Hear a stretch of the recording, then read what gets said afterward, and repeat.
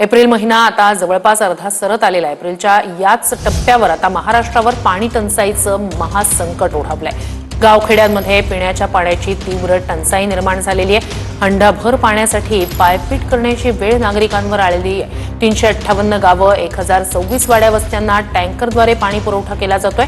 मराठवाड्यातल्या छत्रपती संभाजीनगर आणि जालना जिल्ह्यात तर पाणी प्रश्न गंभीर आहे। मराठवाड्यातील जिल्ह्यांना रोज किमान 250 टँकरनं पाणी पुरवठा केला जातोय।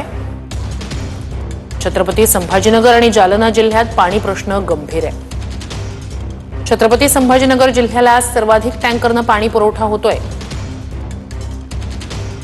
तर नाशिक आणि अहिल्यानगर जिल्ह्याला सर्वाधिक टँकरनं पाणी पुरवठा आहे। पश्चिम महाराष्ट्रात कोल्हापूर वगळता इतर सर्व जिल्ह्यांना रोज टँकरद्वारे पाणी पुरवठा केला जातोय। सातारा आणि पुणे जिल्ह्यांना सर्वाधिक टँकरनं पाणी पुरवठा आहे। सोलापुरात 7 दिवसांआड पाणी पुरवठा होतोय। नागपूर, वर्धा, गोंदिया, भंडारा, चंद्रपूर आणि गडचिरोली जिल्ह्यात पिण्याचं पाणी मुबलक आहे। विदर्भातील पाणी परिस्थिती किंचितशी चांगली आहे। विदर्भात सर्वाधिक तापमानाचीही नोंद होतीये। ठाणे जिल्ह्यात अनेक गावं आणि वाड्या वस्त्यांना टँकरद्वारे पाणी पुरवठा होतोय।